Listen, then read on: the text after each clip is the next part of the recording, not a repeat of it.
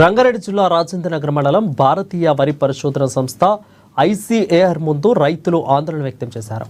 DRR Dasu 75 విత్తనాలను అమ్మకానికి అధికారులు సడన్ గా రద్దు చేయడంతో ఈ విషయాన్ని తెలియక రైతులు పెద్ద సంఖ్యలో భారతీయ వరి పరిశోధన సంస్థ ముందు ఆందోళన నిర్వహించారు. రంగంలోకి దిగిన పోలీసులు రైతులను సముదాయించి అధికారులతో మాట్లాడి ప్రతి రైతుకు 2 కేజీల ఒక్క వరి బ్యాగ్ విత్తనాలను ఇచ్చి పంపించారు. రైతులను చూసి అధికారులు విత్తనాలు అందుబాటులో లేవని బోర్డు ఏర్పాటు చేశారని రైతులు ఆవేదన వ్యక్తం చేస్తున్నారు.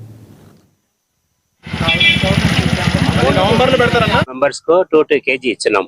ఇప్పుడు రైతుల దగ్గర మళ్ళీ ప్రొక్యూర్ చేసినామంటే మళ్ళీ ఇప్పుడు వచ్చిన వాళ్ళు డిమాండ్ చేసిన వాళ్ళు కూడా ఇంకా 2 కిలో ఇవ్వచ్చు సార్. దిగుబడి చాలా బాగుంది. ఇది 7 tons వస్తున్నది. అందుకోసమే ఇంత కంగారు పడుతున్నారు రైతులు. అంటే ఈ సీజన్ లో మనం మల్టిప్లై చేసి వచ్చిన వేసింగ్ సీజన్ లో ఎక్కువ ఇవ్వచ్చు. ఎంత డిమాండ్ ఉన్నదో అది వచ్చి మాకు ఒక ప్లాన్ షాక్ అవుట్ చేసుకున్నాము.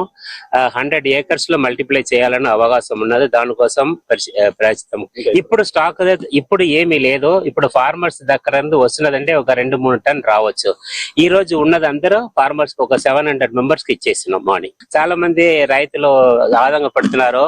మేము పని చేసినదే రైతుల కోసం. వాళ్ళు ఇచ్చిన ట్యాక్స్లే మాకు జీతం వస్తున్నది. మేము రైతు కోసమే పని చేసినాం.